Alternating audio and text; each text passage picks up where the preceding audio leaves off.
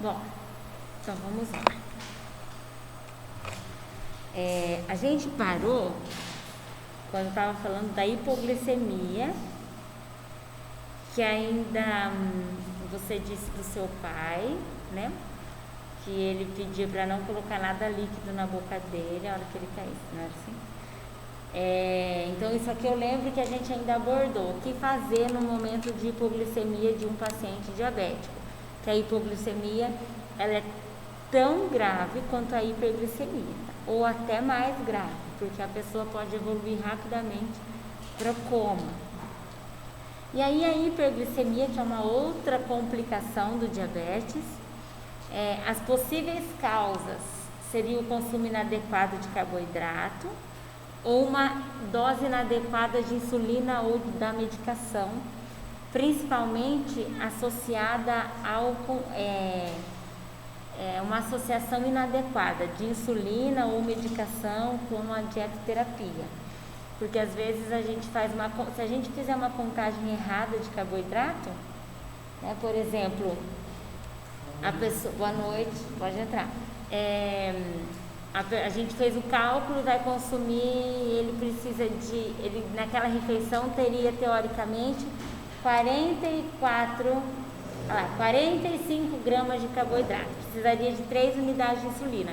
Mas uma conta errada pode fazer a gente colocar 6 unidades de insulina, né? Se o paciente não souber fazer a contagem, se a gente não conseguir explicar isso para ele, se a gente não tiver uma lista adequada de alimento e da quantidade de carboidratos daqueles alimentos, né?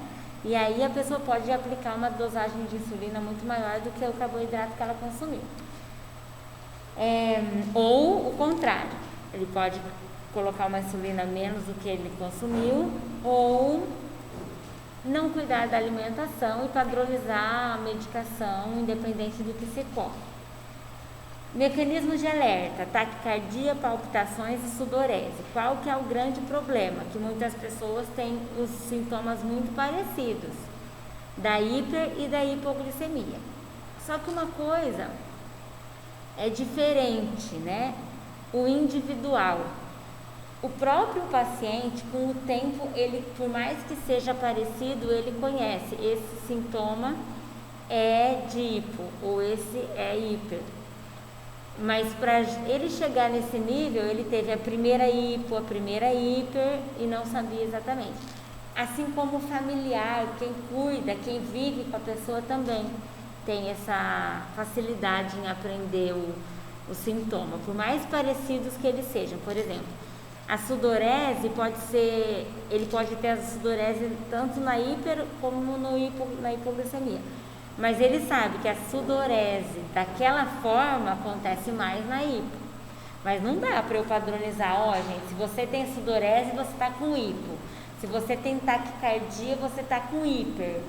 Não dá. Eu, enquanto profissional de saúde, não posso me basear nos sintomas para saber qual é a complicação que está acontecendo, tá?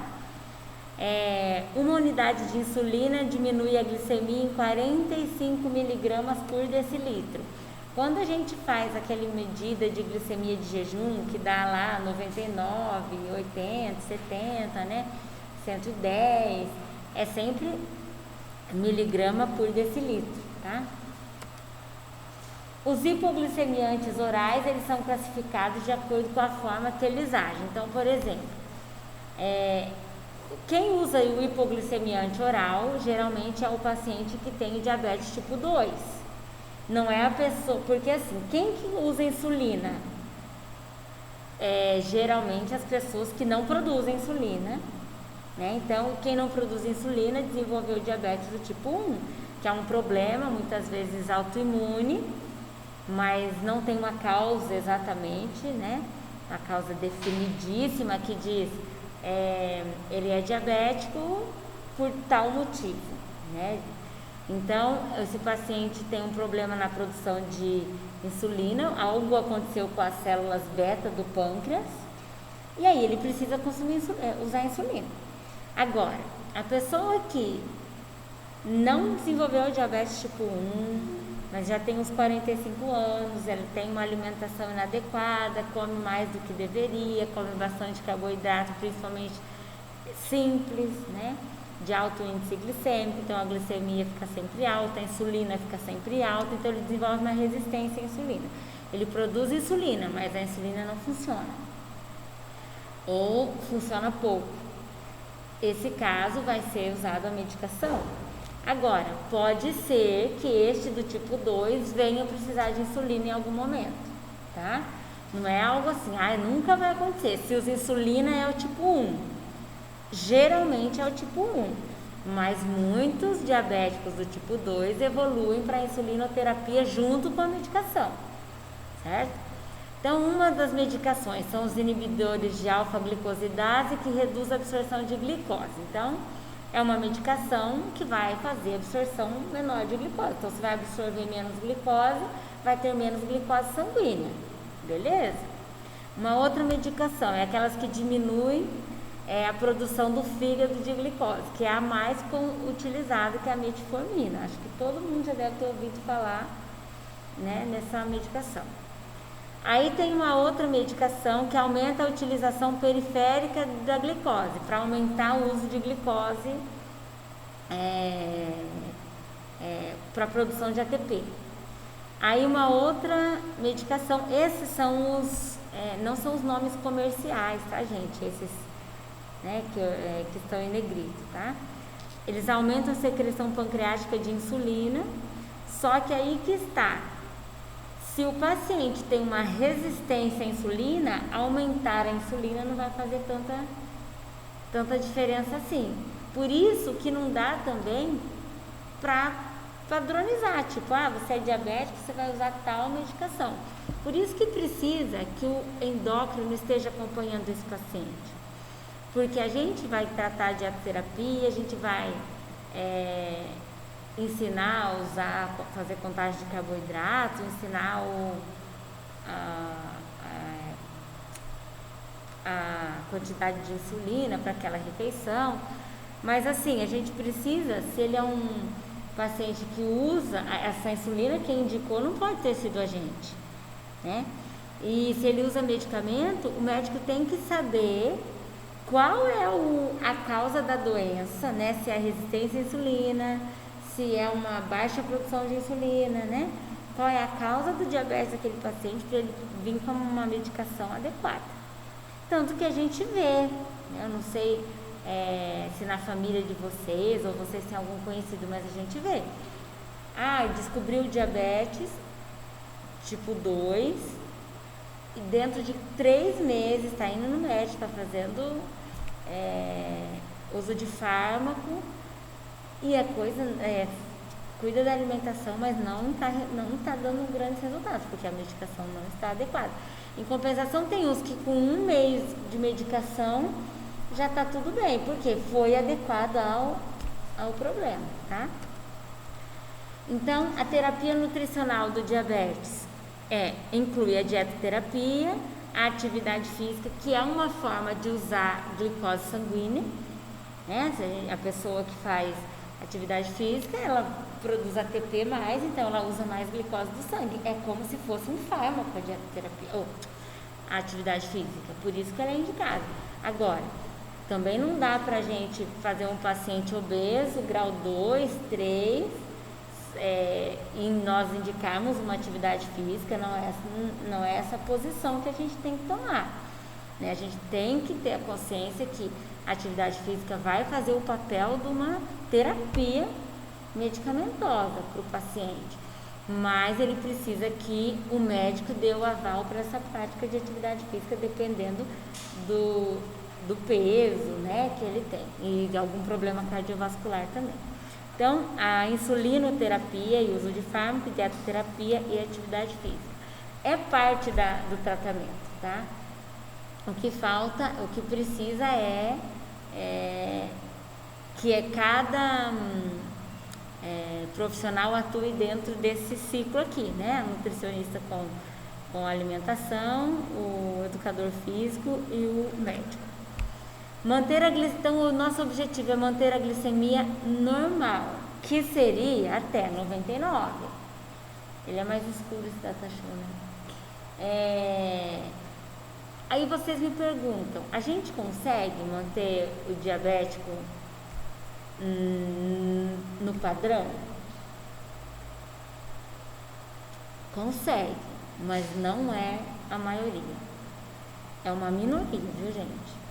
A gente consegue, assim, manter ele no 120, numa glicemia de jejum de 130, 115, 108, 100.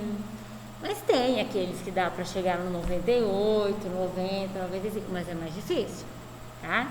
Então, assim, o máximo que a gente puder chegar da normalidade, esse seria o nosso objetivo. Para isso, precisa do tratamento nutricional e farmacológico e também não só para a gente ter esse valor bioquímico normal.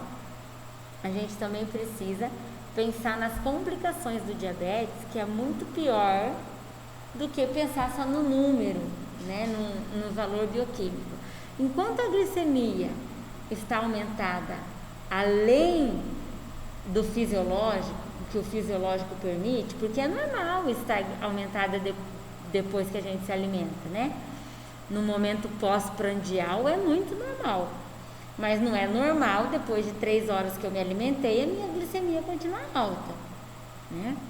Então, assim, toda vez que a glicemia está aumentada fora do padrão fisiológico, algo está acontecendo de ruim. E esse algo a gente não sente, o paciente não sente, que são lesão daqueles tecidos, né? Dos óleos, renal, cardiovascular, circulatório. Então, toda vez que a glicemia está aumentada, está lesionando algo. Então, não é só pensar, eu preciso manter a glicemia normal porque precisa ficar normal. Para a pessoa não ter nem hipo nem hiper. Não é só isso. É porque lá no nosso primeiro slide fala isso daí, ó. Quer ver? Olha lá. Doença renal, ocular, neurológica e cardiovascular. Toda vez que existe um excesso glicêmico, algo nesses sistemas está acontecendo. E no primeiro momento, o paciente não sente, ele não tem dor. Está lá lesionando, causando uma retinopatia no paciente, mas ele não está sentindo. Certo? Tanto que a gente vê diabéticos ficarem cegos. Né? Isso realmente acontece. Mas ele não sentiu uma dorzinha no olho, ele não sentiu, parece que está esquisito. Não. Igual a função renal. Qual que é? Na minha opinião, é bem pessoal isso mesmo. Mas assim, o diabético ele tem uma predisposição a doenças cardiovasculares, né? Ele é um paciente que tem um risco de infarto, de aterosclerose, mas ele também é um paciente que tem risco de ficar cego, ele é um paciente que tem risco de trombose, ele é um paciente que tem, por ele ter risco de trombose, ele pode precisar amputar algum membro. Isso não é uma coisa rara. Acho que vocês já viram alguém ou ouviram falar, né? A Natália, quando falou da fisiopatia, do pé diabético, isso não é uma... Dentro de hospital, vocês vão ver que é muito comum, tá? Agora, a doença renal é muito triste, porque a doença renal, ela é uma doença crônica, não que as outras não sejam, mas assim, ela é uma doença que não volta mais. Uma vez que o rim foi afetado, o que a gente pode fazer na aula de renal, vocês vão saber. O que a gente pode fazer com o paciente que o rim começou a afetar? Ou restringe a dieta dele, para eu retardar a evolução da doença renal, né? Ou ele já entrou na doença renal e aí ele já depende de uma hemodiálise de lá, e da hemodiálise é só para o transplante ou é hemodiálise. E assim, hemodiálise ou diálise a pessoa faz de todos os dias ou dia sim, dia não. Quer dizer, uma doença totalmente comprometedora da qualidade de vida de uma pessoa, né? Porque, como que ela vai viajar se ela faz hemodiálise dia sim, dia não? Como que ela vai viajar se ela faz diálise todo dia? Ela vai carregar a diálise para onde ela for? E assim, não, eu vou ficar essa semana sem dialisar porque eu vou viajar. Gente, a pessoa não aguenta, ela nem toma essa decisão, porque o nível urêmico que ela entra é tão grave, a situação dela, que ela mesma corre um risco de morte, entenderam? Então, eu sempre comparo muito a doença renal, assim, a gente não dá muito valor para o combate do diabetes, quando a gente pensa no diabetes, mas quando a gente precisa valorizar esta doença, no sentido de temos que evitá-la, é porque a doença renal, ela afeta tanto a qualidade de vida quanto o câncer, na minha opinião. E o câncer, eu vou dizer, você ainda tem 50% de chance de curar e de não curar. A doença renal é só transplantar para curar. E ainda assim os níveis de rejeição é alto, né, de um transplante. Então, é muito triste o paciente renal. Nós tivemos aqui uma aluna, não sei se vocês conheceram ela, Camila. Ela era renal, ela desenvolveu, não por diabetes no caso, mas ela desenvolveu doença renal, acho que ela devia ter uns 14 anos. Quando ela fazia faculdade, ela já tinha feito 2 transplantes. Não sei se vocês não conheceram a Camila. Ela começou a faculdade, assim, ela escrevia com muita dificuldade, já por conta das doenças osteoarticulares que a hemodiálise faz, né? E ela transplantada, ela já estava fazendo hemodiálise de novo. 2 transplantes, com 19 anos. E aí o tempo de prova a gente dava mais tempo para ela, porque ela tinha bastante dificuldade. Mas ela terminou a faculdade só digitando. E eu vou te dizer, gente, com muita dificuldade. Com muita. Ela digitava ainda com essas pontinhas, assim. Mas ela terminou. E outra coisa que eu vou falar para vocês, eu nunca vi a Camila vir falar para mim, para a Natália, para a Tati, para outros professores da época: professora, eu não posso fazer assim, a minha prova tem que ser diferente, as minhas questões, sabe aquela formativa de antropometria? Ela nenhum dia ela chegou em mim e falou: professora, e eu, como que eu vou fazer? Ela deixou chegar a hora dela e ver o que eu ia fazer, mas ela nenhum dia, gente, falou: professora, você vai ter que fazer de outra forma. Mas eu fiz de outra forma, é óbvio. No hospital, ela estava em cadeira de roda. Na UAN, ela estava em cadeira de roda. Então, assim, é uma qualidade. Quando ela defendeu o TCC dela, eu vou dizer, gente, eu chorei na boca. Falei: Camila, não dou conta. Porque se sou eu, não sei se eu estaria aí. Não sei se eu teria terminado. Se eu teria feito a faculdade, não sei. Então, assim, eu vi e vou dizer, se vocês conhecerem ela, vocês demoram para entender qual é o problema dela, porque ela não fala daquilo. É natural, tudo certo, tudo bem, vamos lá. Só que você viu, né? Ela sempre tinha alguém junto carregando ela, né? Na faculdade, no estágio, né? Dependente, né, do tratamento. Dias ela estava inchada, dias ela estava desnutrida, né? Aí sofria muito na hemodiálise. Até hoje deve ser assim. E depois que ela se formou, eu me lembro muito bem. Ela me mandou um WhatsApp assim: professora, eu estou cotando alguns aparelhos de avaliação nutricional. Qual é a bioimpedância? Me fala uma marca dessa ideia. Entendeu? Recém-formada, ela estava atrás de uma pessoa assim, que na verdade me deu muito orgulho, mas eu tenho certeza que a dificuldade dela não era pequena, não. Ela precisou passar por muitas coisas assim para chegar onde ela chegou. E o diabético, ele tem esse risco aí, que a gente não vê, que parece assim: eu sou diabético, eu vou tomar uns remédios e beleza, o dia que eu quiser comer o bolo lá, eu tomo 2 remédios e como, e sem pensar que no momento que a glicemia está alta, algo está acontecendo que ele não está sentindo, certo? Eu também tive, gente, na minha família tem bastante diabético. E eu acho que meu pai tem 9 irmãos. Dos 9, 5 morreram de doença renal. Então eu tenho um problema com a doença renal mesmo, né? Todos oriundos do diabetes, né?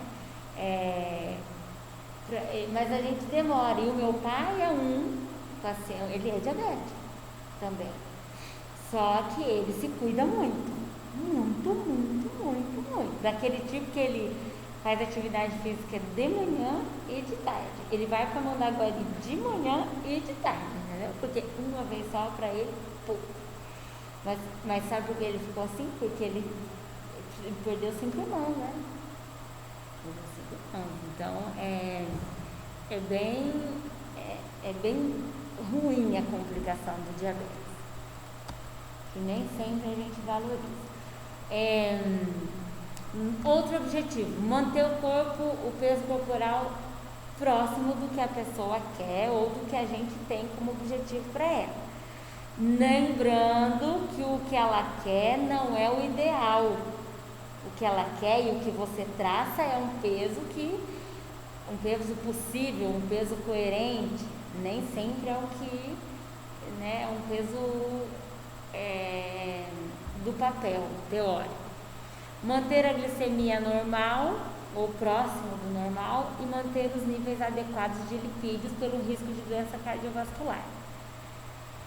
A alimentação contempla todos os grupos dos alimentos. Não é também porque ele é diabético que ele não pode mais comer carboidrato. Ele pode comer o carboidrato, mas ele vai ter que cuidar da qualidade desse carboidrato que ele come.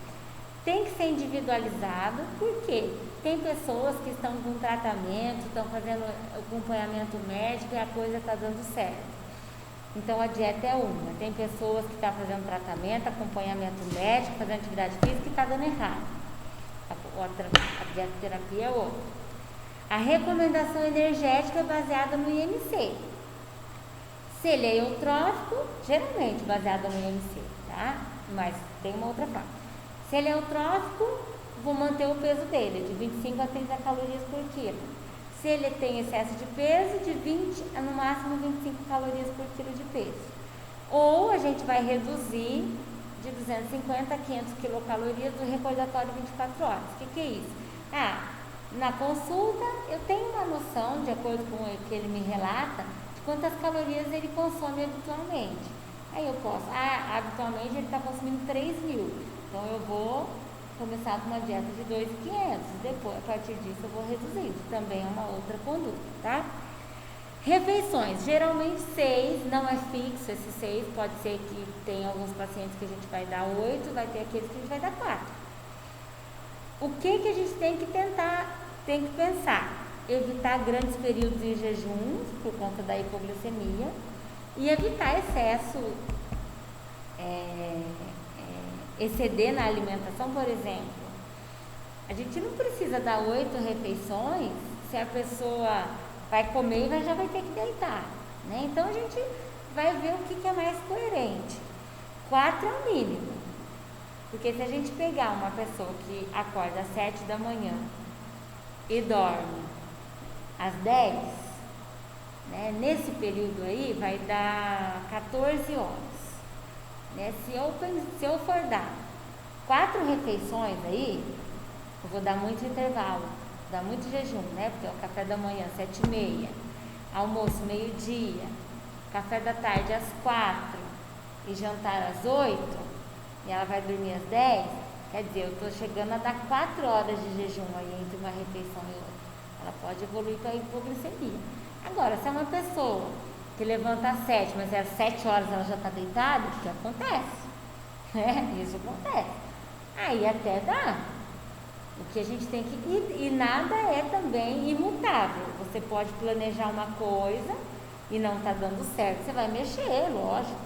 né? Ó, não está dando certo 4 refeições, a gente vai tentar 5, a gente vai tentar 6, ou a gente vai tentar diminuir, certo? Esse aqui é um quadro que mostra o número de refeições e qual o percentual que eu coloco nas refeições. Se eu der 3 refeições, como que eu posso dividir? Se eu der 4, 5, 6. Lembrando que a gente evita menos que 4, tá? Até porque o guia alimentar para uma população saudável não contempla mais 3 refeições. Ele é de no mínimo 4 refeições por dia. Deve-se incluir a refeição noturna, que é a ceia. Para quê? Para modular a glicemia noturna dessa pessoa. Lembrando que antes de dormir não, essa última refeição, ela tem que controlar um período de jejum longo, né? A pessoa não vai falar para ela levantar de madrugada e comer. Então, a última refeição, embora seja próximo do horário de dormir, não pode ser uma refeição de digestão muito rápida. Tem que ser uma digestão mais lenta. Então, tem que ser um alimento que tenha fibra, né, que tenha de médio a baixo índice glicêmico. Se possível, não fornecer só carboidrato, né, gente? Colocar uma fonte de lipídio junto, né? Ou eu vou colocar uma proteína junto. Para quê? Para eu conseguir aumentar o período de controle glicêmico noturno. Pensa só, já que ele é diabético e ele vai ficar 8 horas dormindo, aí eu já vou dar uma bala logo, vou deixar ele comer uma panqueca com geleia de morango, porque vai que ele tem hipoglicemia, aí ele tem mesmo. Porque do mesmo jeito que você dá a geleia, a glicemia sobe, a insulina sobe rápido e cai, né, e põe muito rápido dentro da célula. Então, por mais que ele seja diabético, você lembre do jejum, não é o momento do alimento de alto índice glicêmico. É o momento de um alimento que demora digestão lenta. Por isso, entra lipídio, entra proteína e entra carboidrato de baixo índice glicêmico com fibra. Posso pôr os 3? Se o paciente não se sentir desconfortável, tudo bem. Mas você pode optar por 2, né, desse grupo aí. A recomendação do carboidrato, gente, é de 50% a 60% de valor calórico total. Então, pode ver, a gente não recomenda 40% de carboidrato para o diabético. Nas DRIs, a recomendação é de 45% a 65%. Então, a dieta hipoglicídica é abaixo de 45%, né? Tanto que dieta low carb, 40%, já é uma dieta low carb, né? Mas eu preciso fazer uma dieta low carb? Talvez eu precise, dependendo do meu paciente. Você já fez de tudo, está dando 45% de carboidrato. Ele realmente segue as suas orientações, ele faz a medicação conforme a prescrição médica. E a glicemia dele ainda não é boa, talvez seja o caso a gente fazer. Mas não é a recomendação, tá?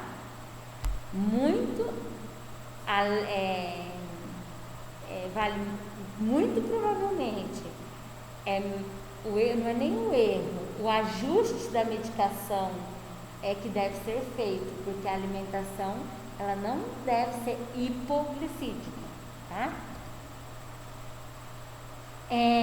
Claro que esses 50% a 60% devem vir de carboidratos complexos, que são os carboidratos compostos por açúcares de cadeia, que tem várias moléculas de glicose, né? Então, por exemplo, o pão é um carboidrato complexo,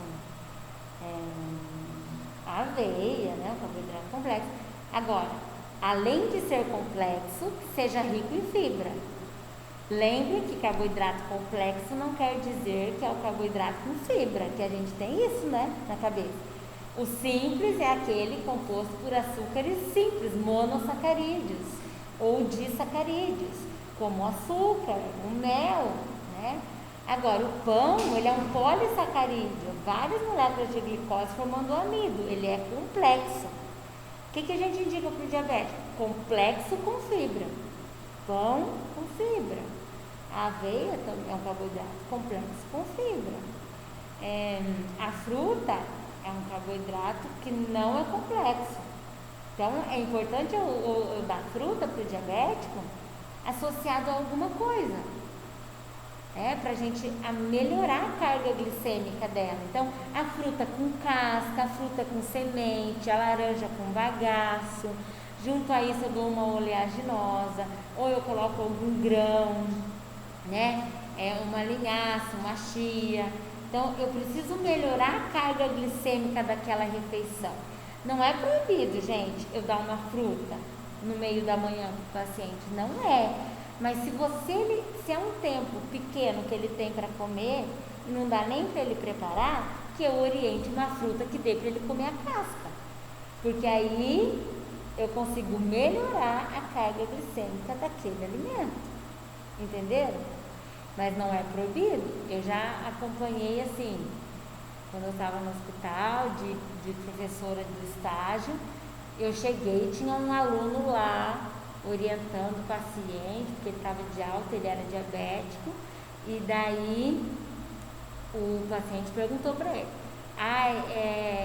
quais as frutas são proibidas? Eu não posso comer. E daí o aluno ficou buscando as frutas, a uva, o caqui, pêssego. E aí, a hora que terminou, eu chamei o aluno e falei, me diga onde que você leu isso daí. Porque na minha aula não foi assim que eu falei. Mas se você me dizer o lugar, eu também vou lá e vou estudar, porque eu não estudei isso aí, né? E realmente não existe, gente. Não fiquem buscando fruta proibida, porque não tem. Porque todas elas eu consigo melhorar a carga glicêmica usando uma fibra ou um lipídio junto. Eu dou mais saciedade, o diabético está sempre com fome mesmo, ele gosta de doce. Ele está sempre buscando um doce mesmo, antes a fruta do que um outro doce, né? E olha, a fruta ainda vem com um monte de vitamina e mineral e eu tenho condição de aumentar a fibra dela, né? Agora não existe isso. Outra coisa, aí a beterraba, porque o que eu mais uso eu já fui até chamada no quarto, né, de hospital, olha, eu sou diabética, tenho beterraba na minha marmita aqui, na minha comida. Nossa, mas isso não pode. Aí, isso vem assim, me diga quem que falou isso pra você. Meu médico. Infelizmente, a gente escuta isso aí. Né? Aí eu falo, nossa, o seu médico falou isso. Mas será que ele estudou a dieta ou ele estudou o diabetes? Aí vai indo, porque assim, você não consegue tirar da cabeça da pessoa, né? Não, isso aí pode comer aí. Não vai ser assim que você vai conseguir, não. Se você prefere não comer, não tem problema. Mas está aí porque realmente você pode. A beterraba, ela tem uma grande quantidade de carboidrato, mas ao mesmo tempo ela tem muito mais fibra do que muitas frutas até. Então, assim, e tanto ela tem fibra que, gente, uma das coisas que a gente fala no paciente que tem constipação é comer beterraba, né? Então, antes ela comer, e assim, você não vai pegar um pote de beterraba e servir puro para o paciente, porque eu tenho que sempre melhorar a carga glicêmica da refeição. Então eu vou servir a beterraba, eu vou servir a salada crua, né, a beterraba cozida ou ralada, não sei. Eu vou dar arroz, ou eu vou dar feijão, eu vou dar uma outra leguminosa, eu vou dar o refogado, posso dar chuchu, abobrinha, ainda vou ter a carne ou o ovo desse paciente. Eu posso salpicar lá uma semente de chia, eu posso colocar um gergelim em cima da refeição dela, não posso? Quando eu vejo, realmente, eu não preciso dar muita beterraba, mas não quer dizer que ela não tem que estar ali, né? Agora, eu não vou dar um pote para ela come aí, né? Mas até poderia, mas eu também preciso pensar, só a beterraba não compõe uma refeição completa, mas ela pode estar ali porque eu modulo isso daí. Além dela ter fibra, eu consigo as fibras e os lipídios dos outros alimentos. É importante o diabético comer salada todo dia? Óbvio que é. Por conta da fibra, para modular a carga glicêmica.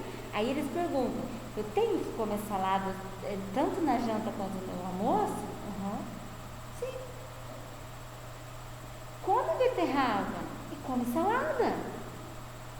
Agora, as pessoas dão orientações assim, evitar beterraba, uva, pêssego, caqui.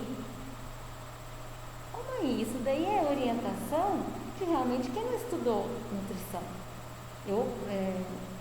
Porque se você estudou, você vai se preocupar muito além disso. Você não vai dar. O diabético é um paciente que pouquíssimas vezes a gente dá um alimento isolado para ele. Pouquíssimas vezes. É sempre um conjunto, pensando na carga glicêmica. Aumentar, então, as fibras solúveis, que reduzem o tempo de trânsito intestinal, melhoram os níveis glicêmicos e reduz o colesterol. Um exemplo de fibra solúvel.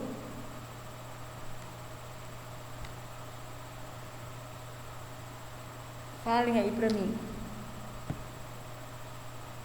Fibra solúvel, não precisa só o nome da fibra. Onde que eu encontro fibra solúvel?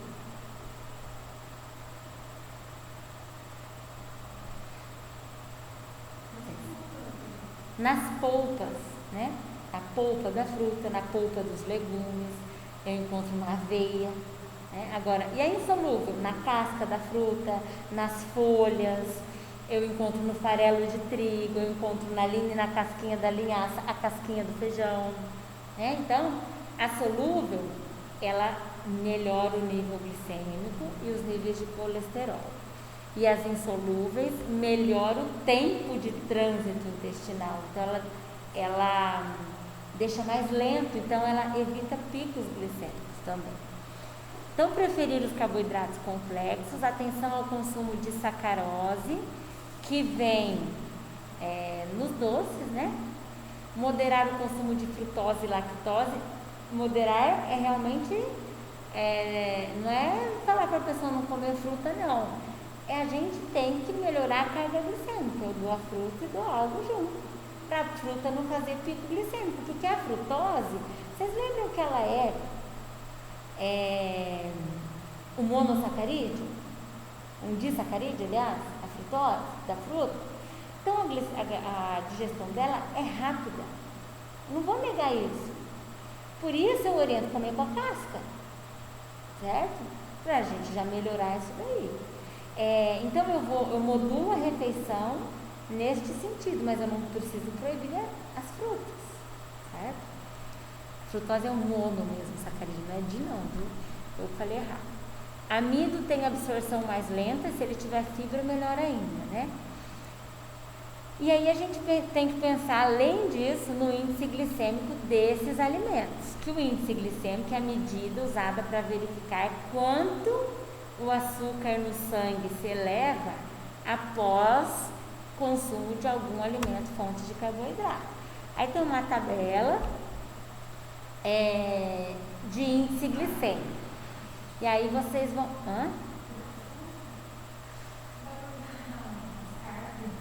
eu não ouvi, eu nem ouvi, gente. Eu escutei um barulho assim, mas achei que era um negócio caindo e tal, né?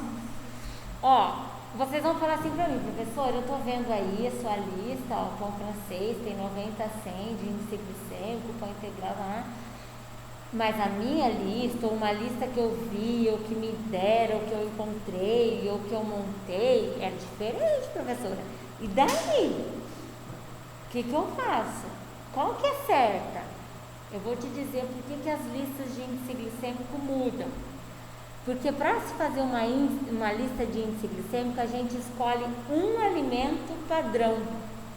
E todos os outros são baseados no índice glicêmico deste. No caso desta lista aqui, o alimento padrão é o pão francês, por isso ele é o 100. Então, o pão integral em relação ao pão francês tem um índice glicêmico menor. O arroz branco em relação ao pão francês tem um índice glicêmico menor. O arroz carboirizado com relação ao arroz, o pão francês tem um índice menor ainda. Mas e se eu quisesse colocar como alimento padrão o arroz branco, eu poderia? Poderia. Aí todo o índice glicêmico também ia mudar, porque é sempre baseado no alimento padrão. Então não quer dizer assim, professora, eu vou escolher qual lista. Orientem isso aos pacientes diabéticos, porque eles também gostam de buscar na internet. E aí vocês deem a lista de vocês, que vocês montaram, que vocês têm. E se ele falar, mas eu já tenho, não, deixa eu ver qual que é a sua lista. Porque senão aí ele vem muito, a sua lista tá assim, mas o arroz na minha tá maior ou tá menor. É porque é essa a explicação. Uma lista de índice glicêmico ela é elaborada utilizando sempre um alimento padrão, que não necessariamente ele é o mesmo para todas as listas, tá bom? O que eu ia falar mais? Aí tem a carga glicêmica, que o índice glicêmico é o quanto ele é inerente ao organismo, tipo, o quanto aquele alimento consegue aumentar a glicemia daquela pessoa. A carga glicêmica é o tanto de carboidrato que contém um determinado alimento que vai atingir a glicemia, mas a carga glicêmica ela é inerente ao alimento, o índice glicêmico é ao organismo, tá? Então, quando eu digo, pode ver que eu usei ainda esse termo aqui, a gente precisa melhorar a carga glicêmica da refeição, porque eu vou dar uma fruta, eu vou dar uma banana, professora, é proibido? Não, não é proibido, mas dê a banana com alguma coisa, já que não dá para comer casca de banana. Aí eu melhoro a carga glicêmica da banana. Não que vai mudar a banana, mas eu vou dar algo que tenha mais fibra, ou eu vou dar com um amendoim triturado e uma canela. A canela não vai mudar, mas só para mudar sabor mesmo. E aí, ou uma aveia que seja, e aí eu vou conseguir deixar a carga glicêmica não interferir tanto no índice glicêmico, porque eu dei fibra solúvel, dei lipídio junto, certo?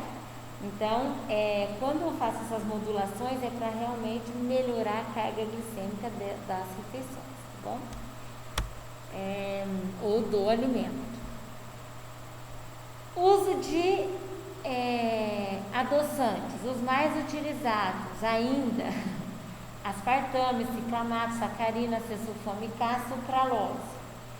A sacarina, evitar para pacientes hipertensos, renais, gestantes e que têm abdômen distendido, no sentido de ter ascite. O stevia é o natural, é o que a gente ainda mais indica. Tem muitas pessoas, a sucralose também, tem uma boa aceitação, né? Ele é um pouco mais seguro do que os outros, mas assim, o que é o problema do adoçante, gente?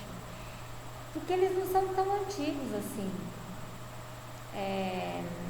Eles existem, deve fazer uns 25 anos no máximo. Quantos anos vocês têm? A Ju já sei, eu já perguntei, pequena Ju, mas vocês devem ter 20 anos no máximo. Então, o adoçante tem quase a idade de vocês. Pensa, falta estudos ainda a longo prazo, porque assim, a quantidade de adoçante que se consome ainda é pequena, mas e 10, 15 anos de adoçante? Não tem ainda tantos estudos? Tem, mas ainda não que tragam segurança nos resultados, principalmente em gestantes. Por isso que gestantes, o único adoçante que a gente indica é o stevia mesmo, que é o natural. Ou a gente usa as outras formas de açúcar, né, mais saudáveis, ou o próprio açúcar, né, e orienta a redução dele, né, orienta coisas que adoçem, né, aquela preparação que não seja o açúcar em si, porque a gente tem que tomar muito cuidado com os artificiais, né? para a criança que está se desenvolvendo, para a gestante que está desenvolvendo nos mínimos detalhes, né, um novo ser. Então, por mais que ela seja diabética, a gente faz um cardápio evitando que ela coloque o adoçante, tá? E se for colocar, que seja stevia. Cuidado com alimentos diet ou light, ou os alimentos diet isentos de sacarose têm alto valor calórico. Os diet isentos de sacarose, porque tem diet que não é isento de sacarose, é isento de outra coisa, né? E os alimentos light possuem menos calorias, mas podem ter mais açúcar e não deve ser utilizado de forma exclusiva. Com relação à proteína, de 15 a 20% do VCT. O que eu tenho que pensar? 15 a 20% está no normo proteico, mas eu só vou ter certeza do normo, do hiper e do hipo quando eu pego o valor proteico da dieta e divido pelo peso da pessoa. Aí vai dar o valor em grama por quilo por dia. Lembrando que a dose mínima para uma pessoa saudável é 0,8. A mínima, não estou dizendo que é a dose que tem que ser. O mínimo de proteína que uma pessoa saudável deve consumir é 0,8 gramas por quilo por dia. O diabético, gente, ele come esse mínimo. O diabético nefropata, o que tem problema renal. E dependendo do grau da doença renal, vai para 0,6 gramas por... Aí vai hipoproteico. Aí é menos que a dose mínima. Se ele é um nefropata que não faz hemodiálise nem diálise, ele vai comer menos que 0,8. Ele vai não, ele tem que comer menos do que isso daí. Se já existia doença renal nele. E o lipídio, máximo de 30%. Gordura saturada, menos de 10%. A gordura saturada é a de origem animal. A poliinsaturada até 10% e a mono para completar. Então, por exemplo, eu posso dar 30%. Eu dou 7 de saturada, dou 10 de poli, dá 17, né? E 13 de mono, que daí completa, tá? Se eu der 30%, mas eu posso dar 25% de lipídio, 22%, e dividir isso em saturada, mono e poli, certo? Colesterol dietético, menos de 200 miligramas por dia. Uma pessoa saudável pode consumir até 300 miligramas por dia de colesterol. Utilizar óleos vegetais, eles têm caloria, 1 grama de óleo, de gordura, né? Falou que é lipídio, 1 grama vai ter 9 calorias, são todos calóricos. E hipercalóricos, né? Porque 1 grama ter 9 é 9 vezes mais que a grama, né? Então, são todos hipercalóricos, mas o vegetal não tem um potencial saturado, só o óleo de coco. Embora seja vegetal, ele tem, a gordura dele é saturada. Utilizar fontes de ômega 3, óleo de peixe, óleo de canola, soja e linhaça. E não necessariamente tem que ser o óleo deles, pode ser a linhaça, né? Como eu já disse, tem muitos estudos de ômega 3 feitos assim, com o peixe e com a linhaça. E não tem tanta diferença assim, mas claro, daí a quantidade da linhaça não é tão pequena assim, tá? Utilizar oleaginosa, abacate, oliva, ou todas as nuts, né, todas as oleaginosas, amêndoa, castanhas em geral, só cuidado com o valor calórico total, porque o excesso calórico também aumenta a glicemia, tá? Evitar óleo de coco e óleo de dendê. Evitar frutos do mar e frio. Gente, eu tenho um cunhado, eu sempre falo dele nas minhas aulas, aí eu ainda aviso ele já que eu tô falando dele, porque ele é obeso mesmo, e daí ele ainda briga comigo e tal, que ele vai ainda um dia se vingar de mim, mas ele é um obeso típico. E aí um dia eu cheguei lá na casa dele e falou assim pra mim, ele disse que estava fazendo dieta. E ele é um obeso assim, que tem colesterol alto, ele tem ácido úrico, ele tem hipertensão, ele tem comorbidades da obesidade. Gosta de comer, a comida para ele não pode ser arroz, feijão, salada e carne, não. Tem que ser arroz, feijão, salada e carne e um acompanhamento. O prato principal é a carne, mas ele tem que ter uma guarnição que não é abobrinha, nem chuchu. Tem que ter tipo uma lasanha, tem que ter um nhoque, tem que ter um espaguete, sei lá das quantas lá, tem que ter um escondidinho. O escondidinho de carne seca não é prato principal, é guarnição, entendeu? E aí, eu cheguei lá e não, ele estava cuidando da alimentação. Não. Hoje eu fui super saudável, ele falou pra mim. Comi um risoto de frutos do mar. Eu falei, parabéns. Porque o que ele tem de colesterol, os frutos do mar, é só Jesus, né? Eu falei, ele não, nem come carne hoje, só frutos do mar. Eu falei, doeu no bolso e doeu no seu colesterol, tá bom? Você jura? Ele falou pra mim. A gente pensa que por ser do mar, ele vai ser super saudável, né? Então, como o diabético tem esse risco de doença cardiovascular, os frutos do mar não são indicados, tá, gente? Peixe sim, mas o fruto do mar. Frios, então, na casa dele é só Jesus na causa. Você chega assim, salame fatiada de meio quilo. Tanto que o filho dele, de 7 anos, não, hoje ele tem 9 anos, meu sobrinho, querido, gente, mas ele pesa 70 quilos. E ele tem quantos anos? 9, não, ele não tem 9, tem 8 anos. Entenderam? Então, assim, né? Daí a gente vê como que a alimentação dos pais vai repercutindo, né? Gema de ovo, 2 vezes por semana, mas assim, ele pode usar clara todos os dias, sem nenhum problema. É só por um controle do colesterol, tá? Porque a gema, ela é a gema que tem o colesterol, mas a clara pode ser utilizada. Redução de gorduras de origem animal, como leite integral e carnes gordurosas, e frituras e queijos amarelos, né? Tudo aquilo que a gente sabe que é gorduroso e gordura saturada. 3 a 4 porções de fruta por dia. Então, não existe proibição de frutas, existe uma recomendação. 3 a 5 de hortaliças. Então, para eu conseguir 3 a 5 porções de vegetais, gente, a pessoa tem que consumir no almoço e no jantar, certo?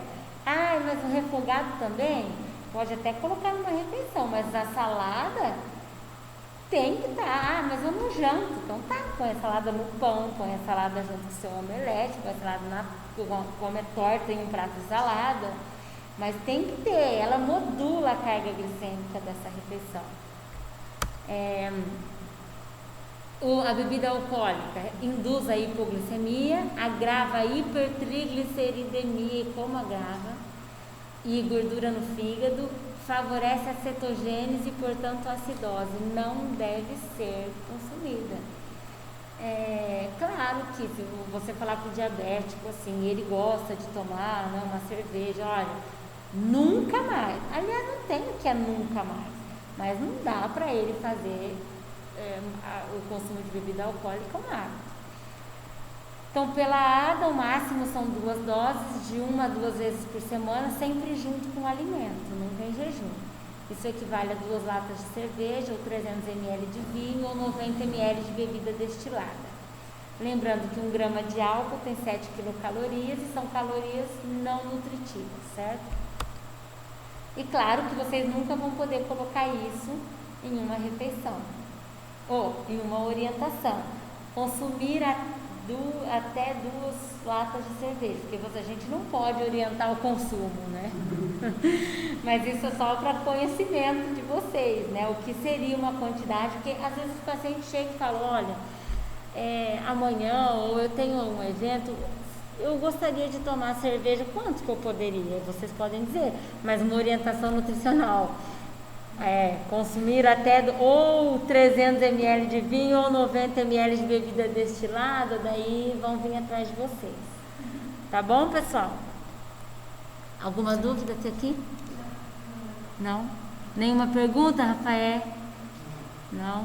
Bruna, Carol, Larissa, Ju, Maria Eduarda, Jéssica, né?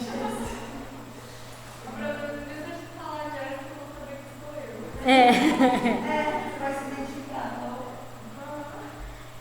Aqui por último tem um estudo de caso que vocês podem fazer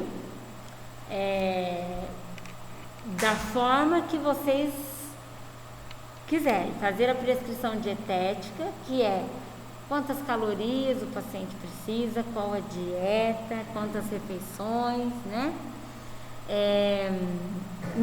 Elaborar o cardápio, o cálculo de macronutrientes, descrever e justificar, não precisa, mas eu queria que vocês montassem a prescrição dietética para a gente discutir isso daí, porque para a gente montar a prescrição eu preciso de um valor calórico. Para eu pensar em valor calórico eu preciso de um estado nutricional. Para eu saber o estado nutricional eu preciso de um objetivo nutricional, para vocês já irem mentalizando. Isso é uma coisa que tem que ser meio que automático. Quando a gente vê um paciente, qual que é a prescrição dietética para ele, tá? Então tá aí essa atividade para vocês praticarem, mas eu vou marcar o dia para a gente discutir ela. Não vai ser essa semana ainda não, tá? Porque tem uma outra atividade também, daí eu faço a discussão de todas juntas. Mas assim, quem tem um tempinho assim, já vou desenvolver aquela lá, beleza?